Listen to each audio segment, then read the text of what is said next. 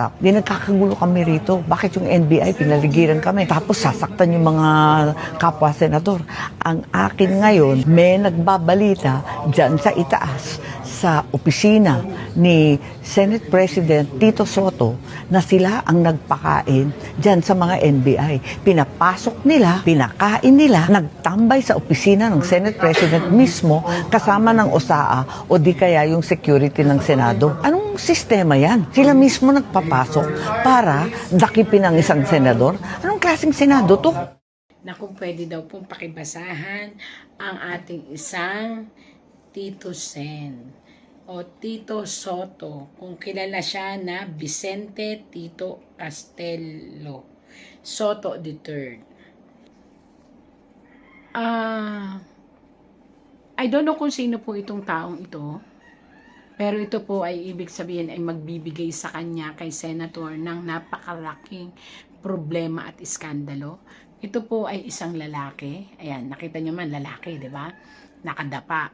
Ito ay nakaranas ng masakit na maaring away o diskusyon na nagbigay sakit sa taong ito at feeling niya ay nahirapan talaga siya at feeling niya ay pinabayaan talaga siya ni Tito Sen and feeling niya is dehado siya kung kaya ito ay ito ay dating kaibigan at kasama. Hindi ko alam pero yan o, lalaki po.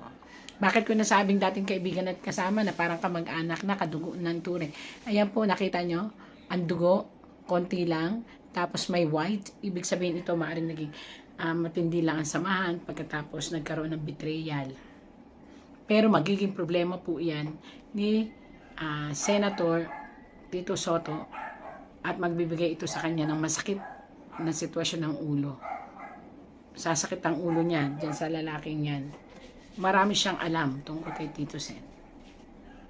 Ito yung nakasama rin niya sa trabaho. Ayun, bakit nakasama sa trabaho? Nakita nyo? Nakabaliktad siya. Ibig sabihin, wala na siya. Pero ayan ang mga work. Hindi ka trabaho. Si Tito Sen ay isang tao naman na alam nating involved sa politics talaga, na deeply involved, pero may delikadong sitwasyon siya na kailangan niyang pag-aralan, na maaaring pag-aralan din niya ang mga decision making niya, kung kanino talaga siya kakampi. Ayan o, hawak niya, kakampi, kung sino talaga ang gagawin niyang parang oracle o parang itataas at kakampihan at hahawakan. Kasi nakita ninyo dito, may passage. It means ng passage na to ay parang karayom. So parang pag ito nagkamali-mali siya ng mga kakampihan na tao, magdurusa ang political career niya. Sa edad niya sa politika, maaaring masira siya. Kaya pag-ingatan niya kung sino ang hahawakan niya. Yan. Hindi lahat ng hinahawakan ay ginto. Maaaring magbigay ito sa kanya ng butas upang ang kanyang pagiging politiko ay maapektuhan at mawala ng tiwala ang sambayan ng Pilipino sa kanya. At nakita niyo to, parang garden. Mag-ingat sa parating na unos ng kanyang political career. Oh.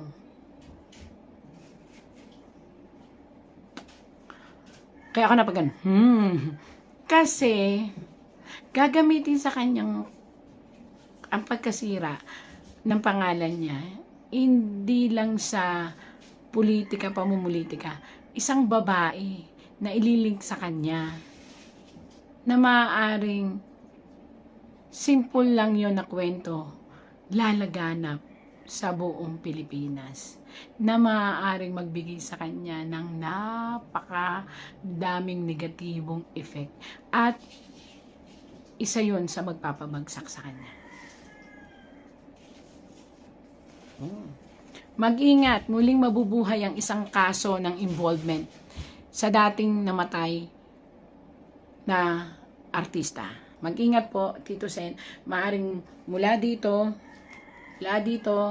makakalkal ang pangalan niya sa isang matagal ng issue. Kaya nga po, inilaban na niya ito, na ipanalo na nila ito, pero kaya nakataob muling mabubuhay ang issue ng kamatayan ng isang babae. At ito ay maaaring madikdik sa pangalan ni Tito Sen. At isang baklang manager. Ano ba yan? Ito po binabasa ko lang po ang tarot. Ito po ay nakaraan. Isang babae yan, na maaaring maano siya, pero nalaman ko dito na ito ay ito ay kumawala na. Ito ay dati pa, matagal na. Umaga century na to ang problemang to, itong babaeng kamatayan na to. Madidikdik ulit siya, ayan o. And mabubuhay na naman ang usapin tungkol doon na maaaring magbigay na sa kanya ng pangit na imahen sa politika. At ayon dito, ayan, nasaan? May kinalaman din sa isang lalaki na bading. Kaya ba ito nasabing bading? Napansin nyo siya, nakakapa. Maaring ito yung manager na namatay na. Ayun, paano ko na lamang namatay? Kasi po, walk away na siya doon sa buwan. Hindi siya nakabaliktad kasi parang ang pagkamatay niya is something na may power play. Parang ganun. At baka madawit ang pangalan niya doon. Makalkal. Kumbaga, patay na issue, makakalkal. Ganyan. At ito ay dahil sa pagsisiwalat ng isang lalaki. Na ang lalaking ito ay nagkasama niya sa trabaho. Ayan, kasama niya dati sa trabaho at parang naging pamilya na.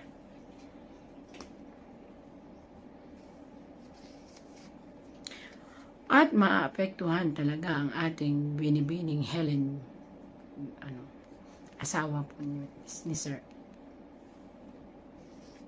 Pero, walang kibo ito. Di niya pinapansin, pero deep inside, ang daming sakit sa pusong dadanasin na maaaring ito ay mag-cause ng depression ng babae. Kaya mag-ingat.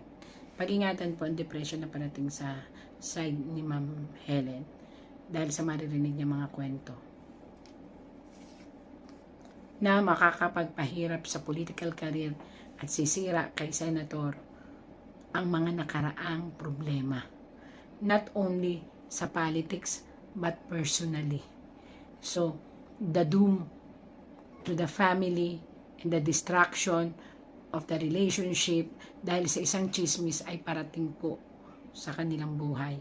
Kaya, ang masasabi lang po ng tarot is, kailangan nilang mag-usap upang hindi na mas matindi ang maging problema.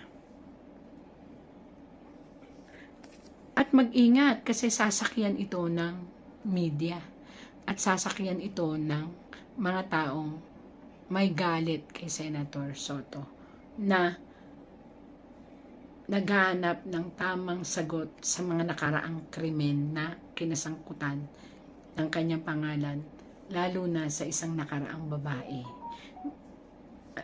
Nakaka-amaze kasi century na pero makakalkal dahil sa isang kwento lang. At sa political career niya, nakita nyo, delikado. Marami ang taong mawawalan ng tiwala sa kanya. Kaya mag-ingat po. Maraming tao mawawalan ng tiwala sa kanya. Una, dahil sabi nga kanina, mag-ingat kung sino ang kanyang kakampihan. Kasi kahit anong tibay ng kinakampihan niya, nakita po dito na masisira ang pangalan niya. So, bukod dun sa personal na mga intriga, susunod pa yung mga kinakampihan niya, na sino ang hahawakan niya, saan siya talaga nakakampi bilang politiko, doon. Kaya ingatan po upang itong doom na ito ng political career niya ay hindi mangyari.